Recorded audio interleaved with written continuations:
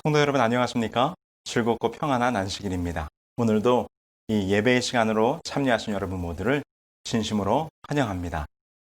우리 계속해서 예수님의 산상수훈의 말씀, 오늘은 여러분들과 함께 우리 그리스도인들의 오해, 옛 언약과 새 언약이란 제목으로 오늘 말씀을 함께 나누도록 하겠습니다.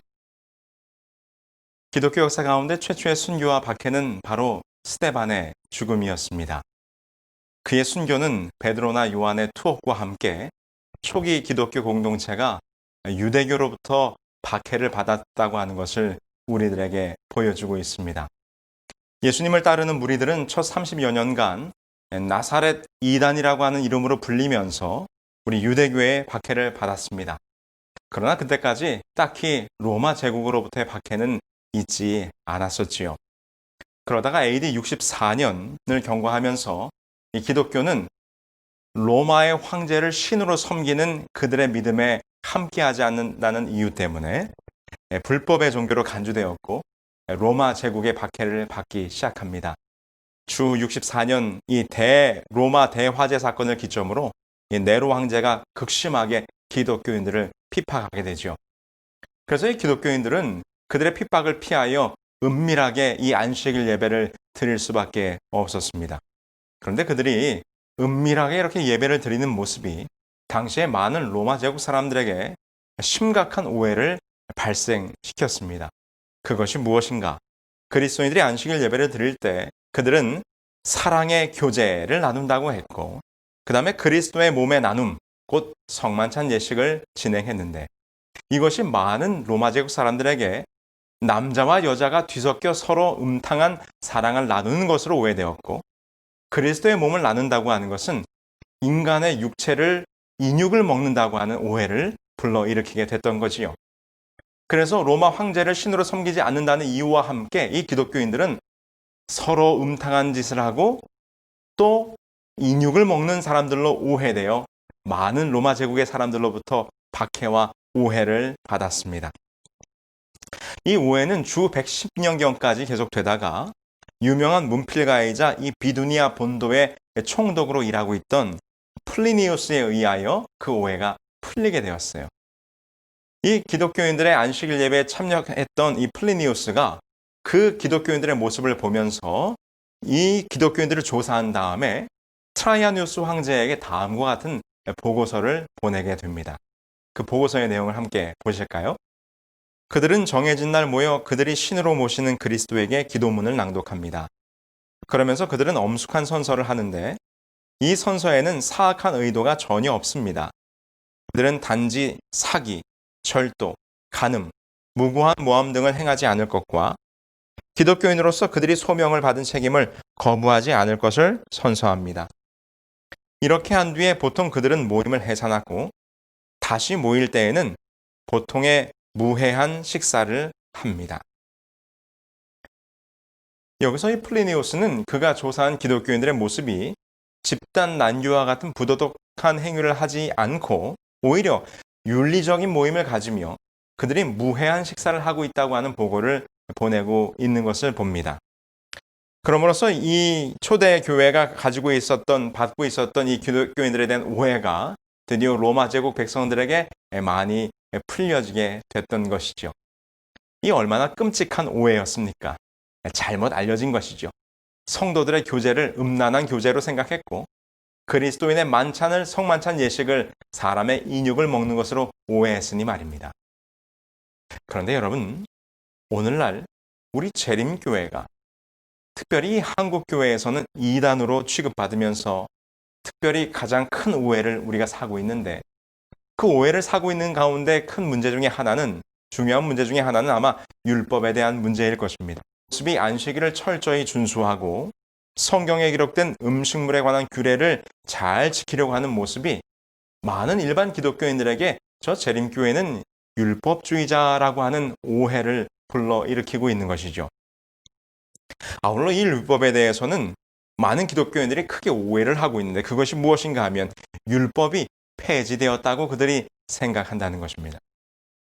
오늘날 어떤 사람들은 이 옛 언약과 십계명을 동일시함으로 옛 언약이 폐지되면서 그와 함께 십계명도 폐지되었다라고 하는 생각을 잘못 가지고 있는 것입니다. 여러분, 그것은 매우 큰 오해이죠.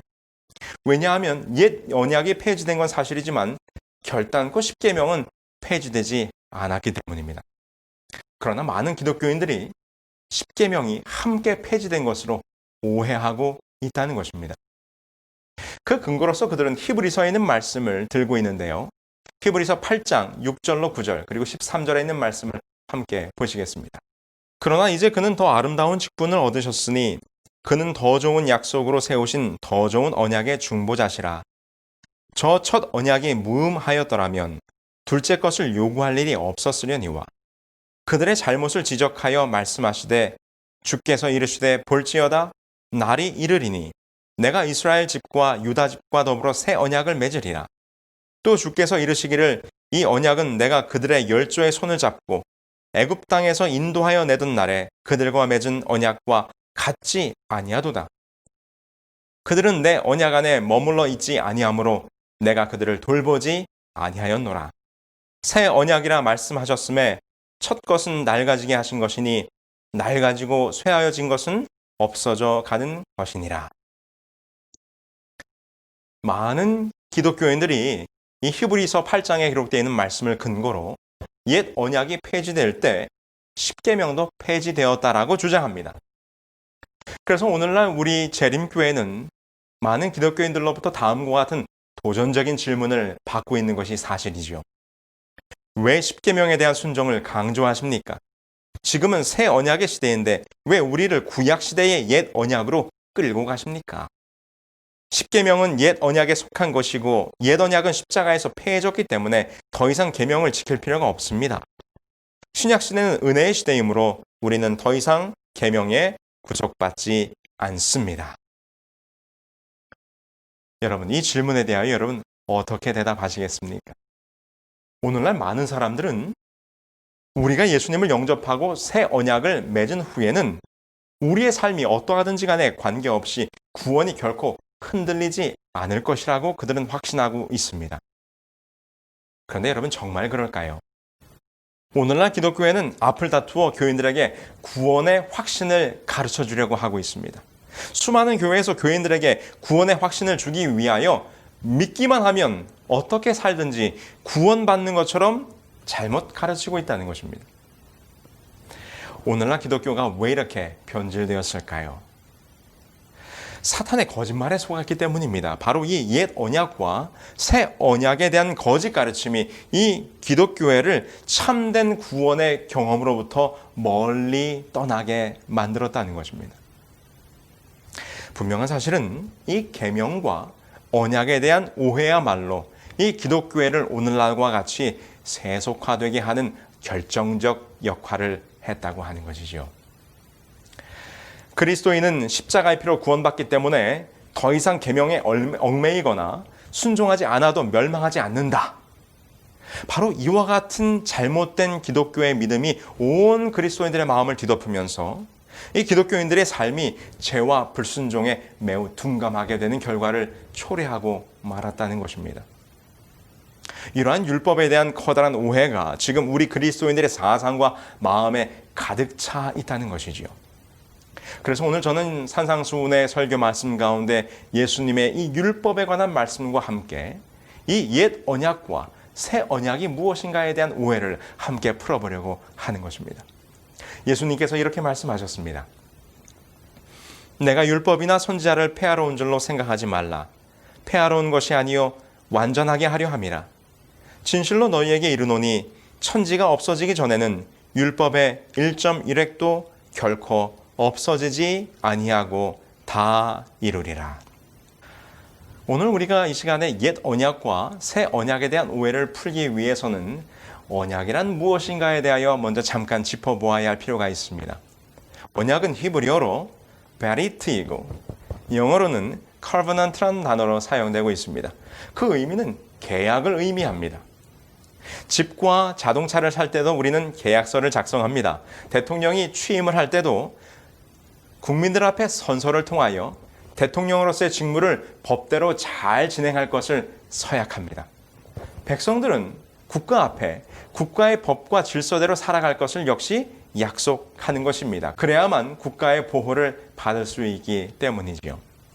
언약은 이렇듯 서로의 약속과 맹세에 기초한 상호 간의 합의를 의미하는 것이죠. 언약은 계약이요, 계약은 상호 간의 합의와 약속으로 이루어진다는 것입니다. 그래서 여러분, 성경에 보면 하나님께서는 항상 하나님께서 택하신 어떤 개인이나 아니면 국가를 향하여 이 언약, 곧 계약의 관계를 맺으셨다라고 성경은 기록하고 있어요.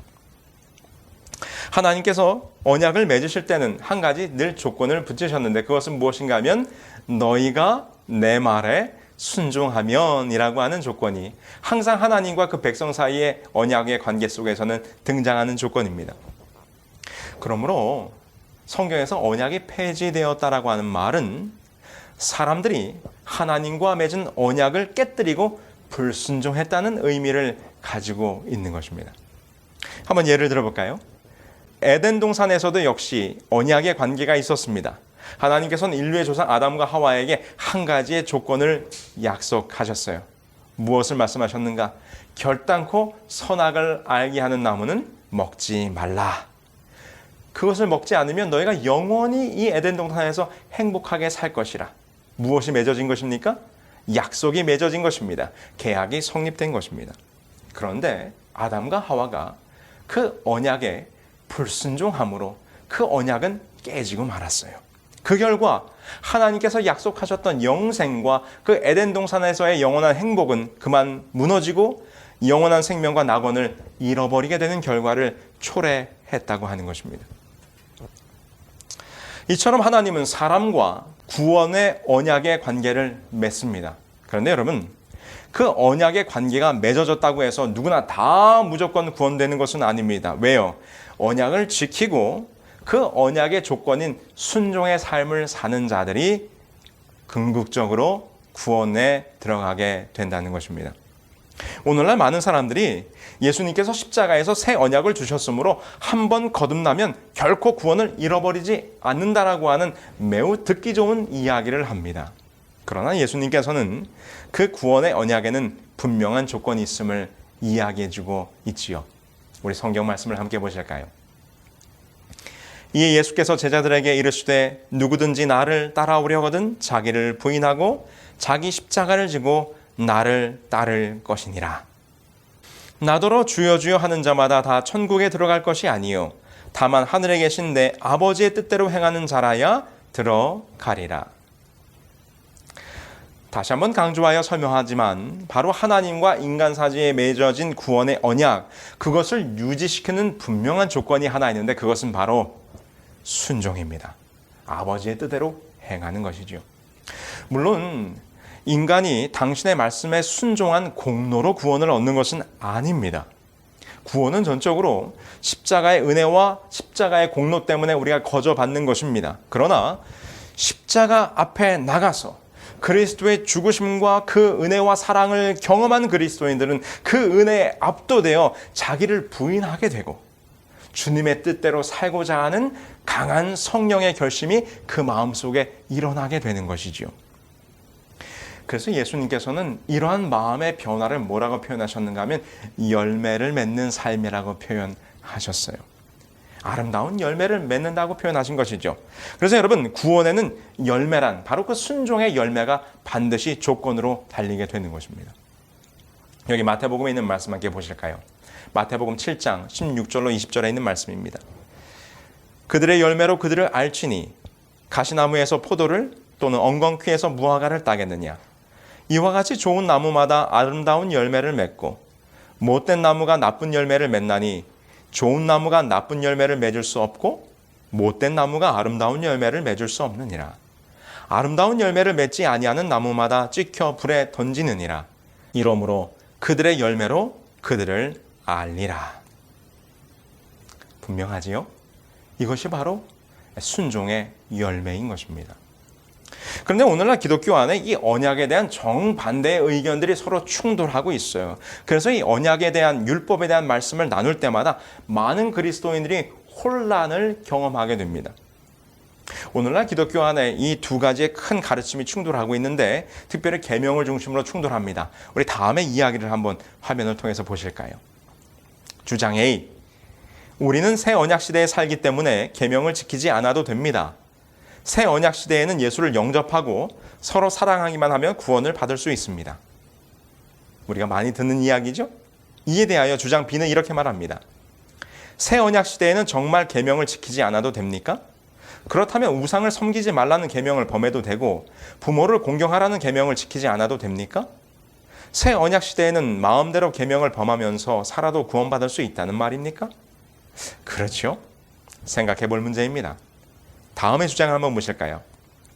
주장 A. 구약시대는 계명으로 구원받았지만 신약시대는 십자가의 은혜로 구원받는 것이므로 누구든지 예수를 믿고 영접했으면 어떻게 살든지 간에 구원은 보장된 것입니다. 이에 대하여 주장 B는 이렇게 말합니다. 구약시대는 계명으로 구원받고 신약시대는 은혜로 구원받는다면 천국은 계명을 열심히 지켜서 구원받은 사람들과 은혜로 구원을 거저받은 사람들로 나눠진다는 말입니까? 구약시대는 계명을 범하면 구원받지 못하고 신약시대에는 계명을 마음대로 범하면서 살아도 구원받는 것입니까? 하나님께서는 두 가지 다른 기준을 갖고 사람들을 구원하시나요? 여러분 어떻습니까? 이와 같이 주장 A와 주장 B의 주장이 지금 우리 기독교 안에 우리들의 마음속에 많은 그리스도인들의 마음속에 혼란을 야기하고 있다는 것입니다. 그렇다면 이 두 개의 주장 중 어떤 것이 진리일까요? 우리는 이 옛 언약에 대해서 먼저 생각하기 위해서 바로 이 출애굽 당시에 있었던 이야기를 좀 함께 살펴볼 필요가 있습니다. 이스라엘 백성들이 오랫동안 수백 년 동안 애굽에서 종살이할 때 그들은 그들의 고초와 어려움 때문에 그들의 여호와에게 살려달라고 하는 부르짖음을 외치게 됩니다. 이스라엘 자손은 고역으로 인하여 탄식하며 부르짖으니 그 고역으로 인하여 부르짖는 소리가 하나님께 상달한지라. 하나님이 그 고통 소리를 들으시고 아브라함과 이삭과 야곱에게 세운 언약을 기억하사 이스라엘 자손에게 관심을 가지셨더라.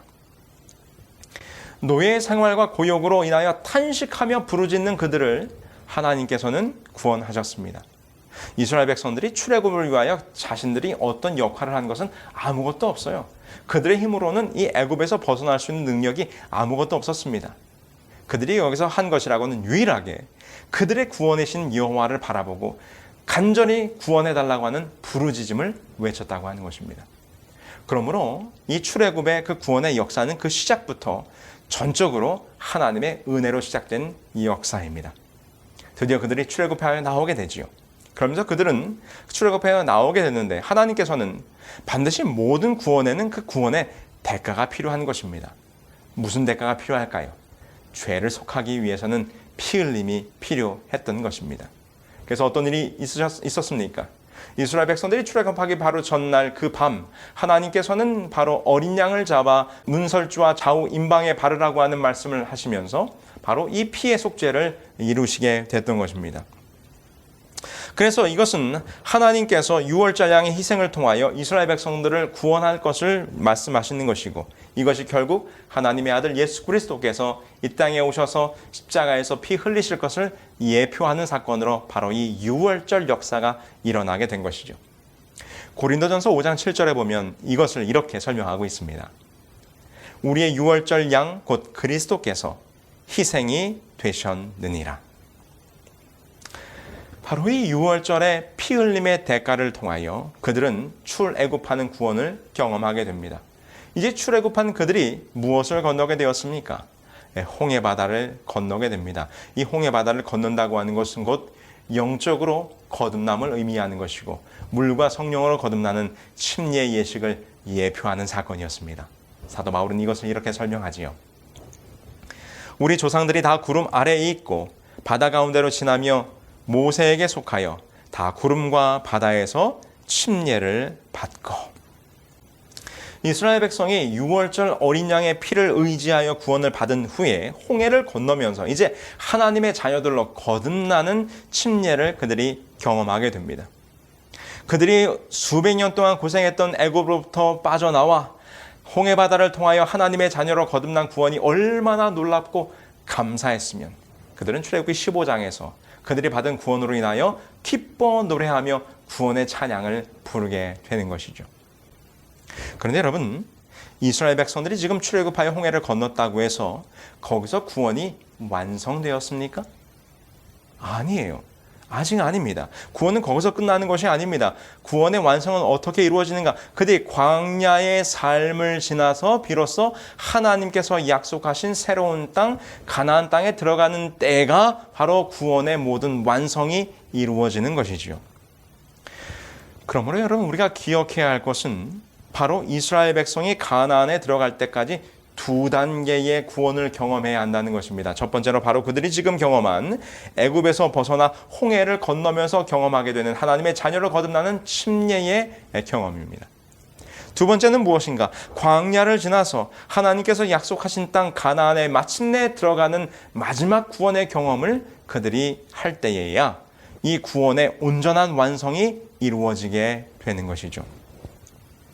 그래서 애굽을 떠나서 이 가나안으로 들어가기 위해서는 반드시 무슨 과정을 거쳐야 되는가 하면 이 광야의 생활을 그들이 거쳐야 하는 것입니다. 이 광야의 생활을 지나야 최종적으로 구원의 땅에 도달하게 되는 것이죠. 그런데 오늘날 많은 사람들이 어떻게 생각하는가? 세상에서 빠져나와 하나님의 자녀로 거듭나고 예수님을 믿게 되면 그것으로 한번 받은 구원이 끝났다고 생각합니다.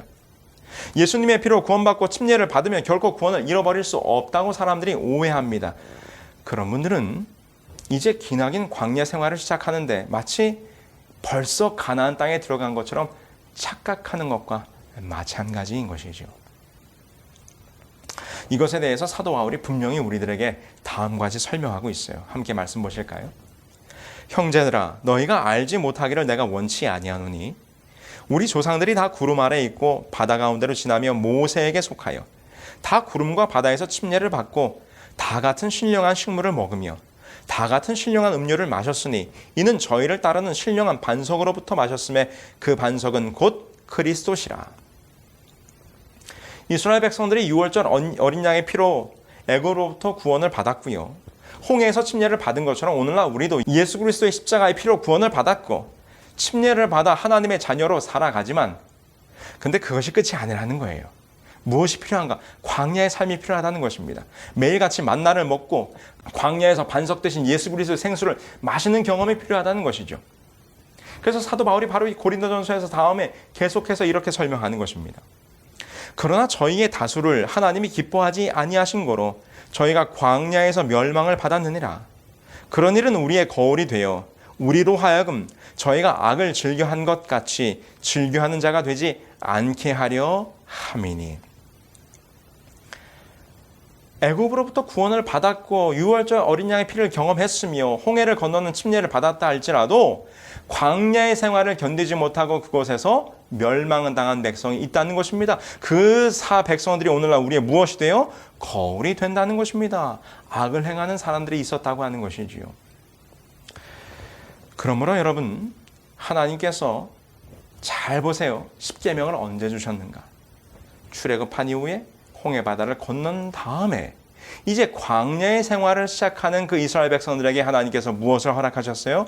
바로 율법, 십계명을 허락하신 것입니다. 그러므로 여러분, 왜 출애굽한 이스라엘 백성이 시내산에 도착했을 때 십계명을 주었는가? 왜 십계명이 그때 주어졌는가? 바로 그 이유가 무엇인가 하면 구원받은 성도들이 이제부터 무엇을 지키는? 계명을 지키는 성도들이 되어야 한다는 것입니다. 여러분, 계명을 잘 지켜야 애굽에서 나오고 침례를 받을 수 있는 것이 아니라 애굽에서 나와 십자가의 피를 경험하고 침례를 받은 자들이 앞으로 그리스도인으로 살아갈 때 그 구원받은 사람들이 무엇을 지키며 살아야 한다는 거예요? 하나님의 말씀과 계명을 순종하는 삶을 살아야 한다는 것입니다. 그러므로 하나님께서 주신 계명은 구원의 조건이 아니라 하나님의 나라의 그 가나안 땅에 들어가기 위한 준비의 과정 속에 속해 있는 것입니다. 그러므로 시내산에서부터 하나님께서 본격적으로 이 이스라엘 백성들에게 이 십계명을 허락하시면서 그들과 함께 하나님께서 그들을 택하신 언약의 관계를 이때에 맺으시는 거예요. 그것이 바로 구약의 옛 언약입니다. 하나님께서 옛 언약을 통해서 이스라엘 백성이 하나님께서 택하신 제사장 나라와 거룩한 백성으로 삼으시고자 하는 언약이 바로 여기서 맺어지게 되는 것이지요. 출애굽기 19장에 하나님의 말씀을 함께 보실까요? 이스라엘 백성들과 맺어진 언약에 대하여 하나님께서 이렇게 말씀하셨습니다. 모세가 하나님 앞에 올라가니 여호와께서 산에서 그를 불러 가라사대 너는 이같이 야곱 족속에게 이르고 이스라엘 자손에게 고하라. 세계가 다 내게 속하였나니 너희가 내 말을 잘 듣고 내 언약을 지키면 너희는 열국 중에서 내 소유가 되겠고 너희가 내게 대하여 제사장 나라가 되며 거룩한 백성이 되리라. 너는 이 말을 이스라엘 자손에게 고할지니라. 이 말씀의 뜻이 무엇입니까? 지금 하나님께서 이스라엘 백성에게 이렇게 말씀하시는 거예요. 너희는 너희 자신의 공로와 노력으로 애굽을 탈출해서 구원받은 것이 아니야. 내가 처음부터 끝까지 이룬 구원을 너희에게 허락하신 것이다. 그러면서 말씀하시기를 이제 나와 언약을 맺자. 그 언약의 조건은 무엇입니까? 너희가 내 언약을 잘 듣고 뭐하면? 지키면 이 언약을 조건으로 내가 너를 택하여 모든 나라들 가운데 너희를 제사장 나라로 삼겠다라고 하는 무엇을 맺으신 것입니까? 계약 곧 언약을 맺으신 것입니다. 하나님께서는 분명히 여기서도 그분이 말씀하신 언약의 조건이 무엇이라고 기록하고 있습니까? 그것은 순종이라고 기록합니다. 하나님의 법을 순종하는 조건 하에서만 우리는 하나님 나라의 백성이 될 수 있는 것이죠. 이 말씀을 듣고 모세가 시내산에서 내려가 이 모든 이야기를 백성들 앞에 이야기하자 백성들이 뭐라고 대답했습니까? 함께 말씀 보실까요? 모세가 와서 백성의 장로들을 불러 여호와께서 자기에게 명하신 그 모든 말씀을 그 앞에 진술하니 백성이 일제히 응답하여 가로되 여호와의 명하신 대로 우리가 다 행하리이다. 모세가 백성의 말로 여호와께 회복하매. 이스라엘 백성은 우리가 하나님의 말씀을 순종하겠습니다라는 말로 그 언약의 관계를 드디어 맺게 되는 것입니다. 계약이 성립된 거예요. 그 말을 다시 여호와 앞에 회복했다라고 성경은 기록하고 있습니다. 그래서 공식적으로 언약이 맺어졌고 이스라엘 백성은 하나님과 언약을 맺은 언약을 가진 백성으로 이제 그 역사가 시작되게 된 것이죠. 그러므로 옛 언약이란 하나님께서 은혜로 구원하신 이스라엘 백성들과 시내산에서 율법을 반포하시며 그 이스라엘 백성들과 함께 맺으신 언약을 뜻하는 것입니다. 이것이 바로 구약의 옛 언약이지요. 그런데 여러분, 이 이스라엘 백성과 하나님 사이의 언약의 관계가 잘 유지되었습니까? 아니요. 그 언약이 깨트려지게 됩니다. 여기 말씀을 함께 보실까요? 나 여호와가 말하노라. 이 언약은 내가 그들의 열조의 손을 잡고 애굽 땅에서 인도하여 내던 날에 세운 것과 같지 아니할 것은 내가 그들의 남편이 되었어도 그들이 내 언약을 파하였음이니라. 여기 예레미야는 말하기를 하나님께서 그 백성들과 언약을 맺었는데 그것은 마치 신부와 남편이 결혼의 관계를 맺듯이 그 언약을 맺었는데 그 백성들이 언약을 어떻게 했다고요? 언약을 파하였다라고 기록하고 있습니다. 그들이 하나님의 말씀과 계명에 충성하겠다라고 그 언약에 순종하겠다라고 이야기했지만 그들은 하나님과 맺은 그 언약을 지키지 못했어요. 순종하지 못했어요. 무엇이 문제였습니까? 이스라엘 백성들이 하나님께서 그 언약을 이야기했을 때 그들은 자기들의 힘으로 그 언약을 지킬 수 있을 거라고 생각했어요. 그런데 결정적으로 그들은 진정한 변화를 경험하지 못한, 준비되지 못한 마음을 가지고 있었습니다. 여러분, 순종이란 단순히 겉으로 드러난 행위만을 말하는 것이 아니에요. 하나님께서 보시는 순종은 그 마음의 동기와 태도까지 바라보시는 것을 의미하는 것이죠. 그러므로 인간의 마음이 진정으로 성령으로 변화된 경험을 하지 못한다면 아무리 겉으로는 순종한다고 노력한다 할지라도 그 순종은 거짓된 순종이요. 그리고 그 순종은 오래가지 못하는 것입니다. 여러분, 광야 시대에 있었던 이스라엘 백성들의 모습을 함께 보세요. 홍해 바다를 건널 때, 반석에서 물이 나올 때, 하늘에서 만나가 내려올 때, 메추라기가 때가 와서 고기를 실컷 먹을 때는 감사합니다. 하나님의 말씀대로 순종하겠습니다. 그렇게 했지만 그들에게 조금만 어려움이 와도 그들은 어떻게 했습니까? 그들은 불평하고 불만하고 하나님을 원망했어요. 말로는 순종하겠다고 했지만 그들의 마음속에는 진정한 하나님의 말씀에 순종하고자 하는 정말 성령으로 변화된 마음이 준비되지 못했음을 우리가 보게 되는 것입니다. 그들은 늘 불평하면서 광야의 길을 걸어갔던 것이죠. 여러분, 여기서 우리는 바로 이 옛 언약의 문제점을 발견하게 됩니다. 무엇이 문제였는가? 문제는 하나님께 있었던 것이 아니에요. 하나님께서 이스라엘 백성들에게 반포했던 율법이 문제가 된 것이 아니에요. 무엇이 문제였는가? 그 하나님과 맺은 언약을 지키지 못했던 이스라엘 백성들의 마음이 문제였다는 것입니다. 교만하고 강팍한 마음으로 하나님의 계명을 지킬 수 없었습니다. 그래서 이 순종이라고 하는 조건을 이스라엘 백성들이 깨뜨려 버리게 되는 것이죠.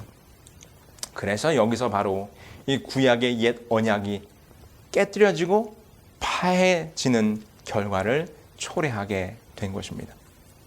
성도 여러분, 시내산에서 맺은 옛 언약이 무슨 문제 때문에 폐지되었다고요?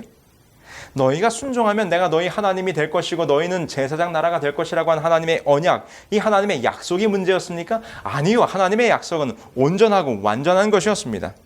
우상을 섬기지 말고 부모를 공경하고 살인하지 말고 간음하지 말고 하나님을 섬기라고 하는 하나님의 그 율법이 문제가 되었습니까? 아니요. 율법은 아무런 문제가 없었습니다. 문제는 무엇인가? 그 율법과 언약을 순종할 수 없었던 이스라엘 백성들의 거듭나지 못했던 마음이 문제였던 것이죠. 그들은 언약을 통해서 하나님의 신부가 되었지만 신부가 간직해야 될 하나님에 대한 사랑을 잊어버린 것입니다. 여기서 바로 이스라엘 백성과 맺었던 그 구약의 옛 언약이 이렇게 파기되고 폐지되는 결과를 초래하게 된 것입니다. 그래서 그리스도께서 오셔서 당신의 피로 이제 새로운 언약을 우리들에게 허락하실 수밖에 없었다는 것입니다. 여러분, 이 옛 언약과 새 언약은 다음과 같은 조건 속에서 서로 연결이 됩니다. 언약의 조건이 있었어요. 그것은 무엇이었습니까? 옛 언약 또한 새 언약 또한 순종이라고 하는 조건 속에서 그 언약의 관계가 성립되는 것입니다. 하나님의 말씀과 계명에 순종하느냐? 내가 너에게 언약을 주는데 내 말에 순종하면 하나님께서 이렇게 말씀하시는 것이죠. 두 번째는 무엇인가 하면 그 언약이 맺어진 방법이에요. 무엇을 통하여? 피의 인준을 통하여 그 언약이 세워졌다는 것입니다. 여기 보면 이렇게 기록합니다. 구약의 옛 언약을 함께 보실까요? 모세가 여호와의 모든 말씀을 기록하고 이른 아침에 일어나 산 아래 단을 쌓고 이스라엘 12지파대로 12기둥을 세우고 이스라엘 자손의 청년들을 보내어 번제와 소로 화목제를 여호와께 드리게 하고 모세가 피를 취하여 반은 여러 양푼에 담고 반은 단에 뿌리고 언약서를 가져 백성에게 낭독하여 들리매 그들이 가로되 우리의 모든 말씀을 우리가 준행하리이다. 모세가 그 피를 취하여 백성에게 뿌려 가로되 이는 여호와께서 이 모든 말씀에 대하여 너희와 세우신 언약의 피니라. 무엇이 뿌려졌어요? 하나님과 백성들 사이에 드디어 순종하겠나이다. 하나님의 율법이 주어졌을 때, 그 언약이 비준될 때 무엇이 뿌려졌습니까? 피가 뿌려졌어요. 그럼 신약에서 우리들에게 주어진 새 언약은 어떤 피가 뿌려졌을까요? 이 잔은 내 피로 세운 새 언약이니 곧 너희를 위하여 붓는 것이라. 누구의 피가 뿌려졌습니까? 하나님의 아들 독생자 예수 그리스도의 피가 뿌려짐으로 하나님과 우리 사이에 새 언약이 비준된 것입니다. 그렇죠? 역시 구약의 옛 언약과 신약의 새 언약이 피로써 비준이 된 거예요.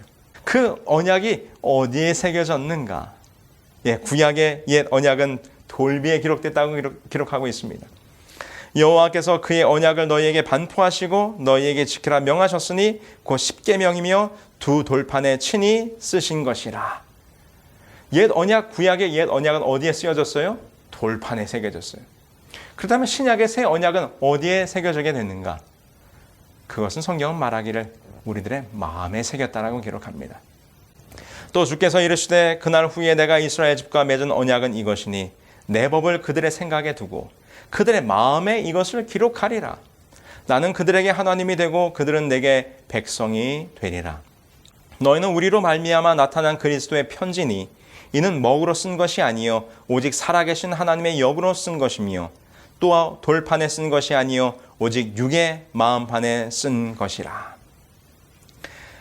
자, 여기 보시는 도표를 본다면 우리가 이 옛 언약과 새 언약의 비교를 우리가 분명히 볼 수 있습니다. 그렇죠?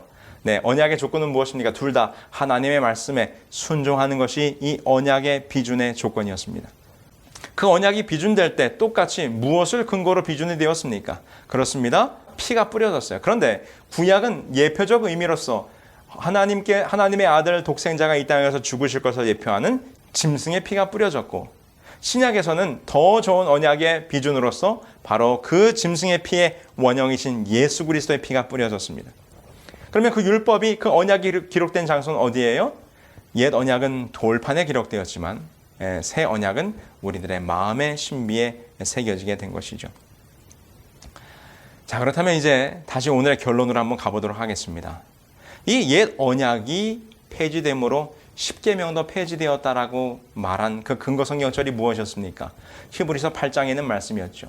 이제 다시 한번 옛 언약의 폐지됨에 대한 이야기를 잘 생각하시면서 이 말씀의 이야기를 한번 결론을 내보도록 하겠습니다. 히브리서는 오늘 이렇게 우리들에게 말하고 있지요. 이제 그리스도께서 더 아름다운 직분을 얻으셨으니 이는 더 좋은 약속으로 세우신 더 좋은 언약의 중보시라. 첫 언약이 무흠하였다면 둘째 것을 요구할 일이 없었으려니와.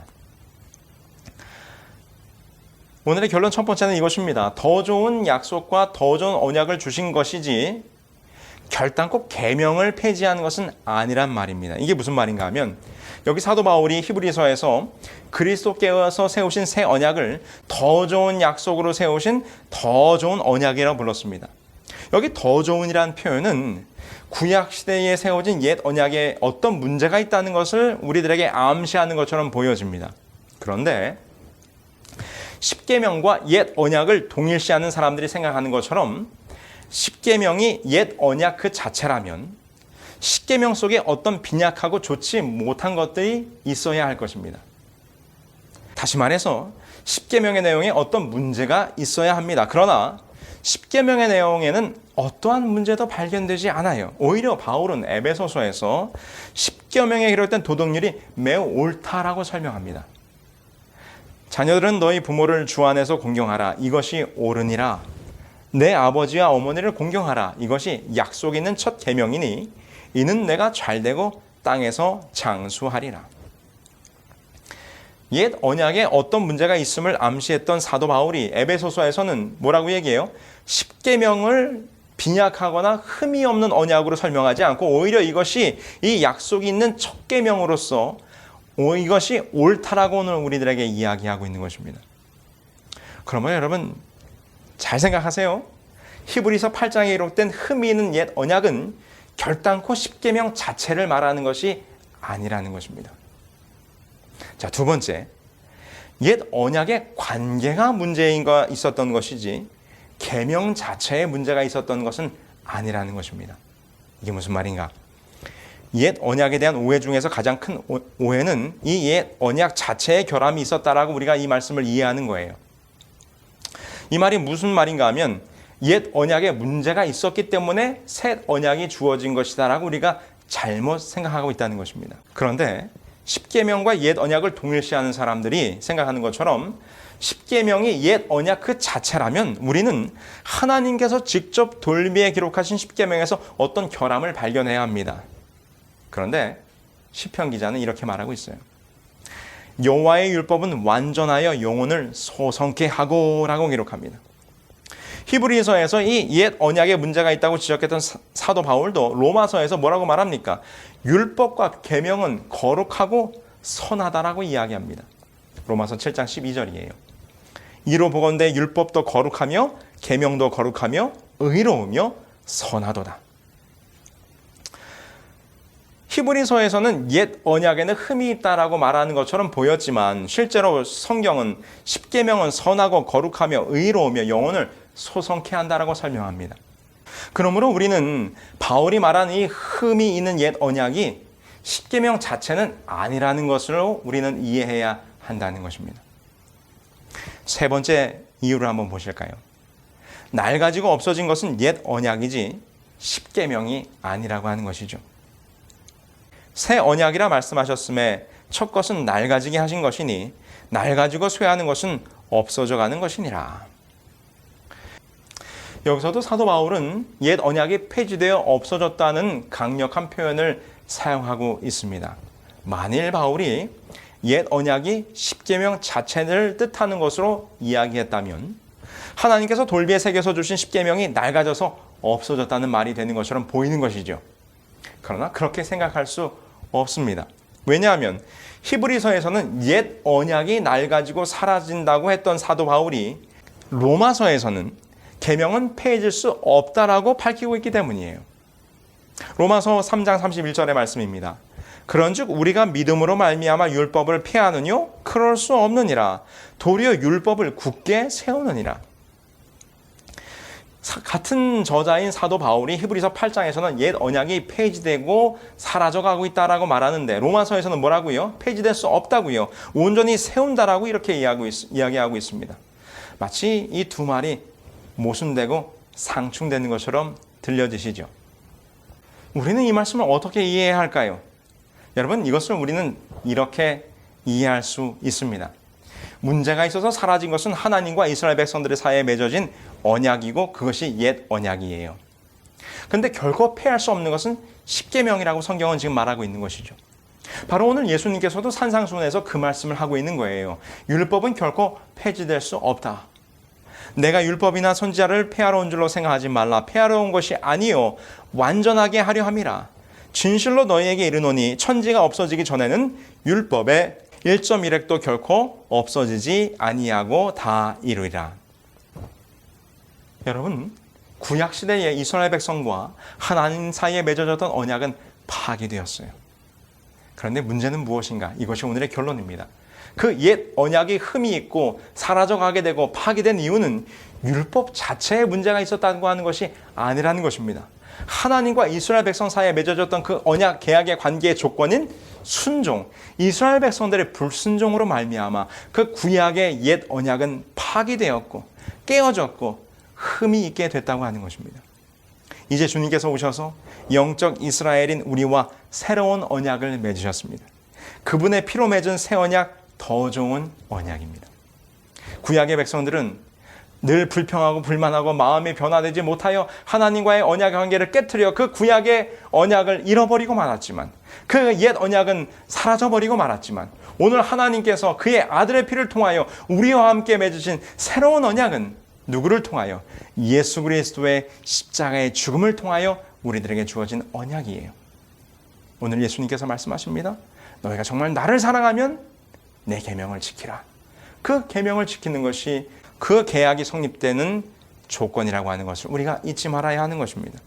그러므로 오늘 우리는 우리를 구원하시기 위한 당신의 은혜와 보혈의 언약을 생각할 때 우리는 그 언약을 지켜야 하는 것입니다. 그 언약에 순종해야 하는 것입니다. 우리의 힘으로, 우리의 공로가 아니라 그 언약을 새롭게 하시기 위하여 당신이 흘리신 십자가의 피와 고통과 은혜에 완전히 굴복된 마음으로, 성령으로 변화된 마음으로 말미암아 우리는 그 언약을 지키며 순종하며 사는 자들로 살아야 하는 것이죠. 사랑하는 성도 여러분, 우리는 이스라엘 백성들과 같은 우를 범하지 말아야 합니다.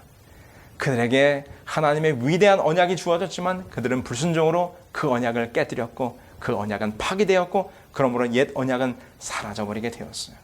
그래서 하나님께서 우리를 위하여 새 언약을 예수 그리스도의 피로 말미암아 우리와 함께 세우신 것입니다. 오늘 우리는 그럼 어떤 삶을 살아야 합니까?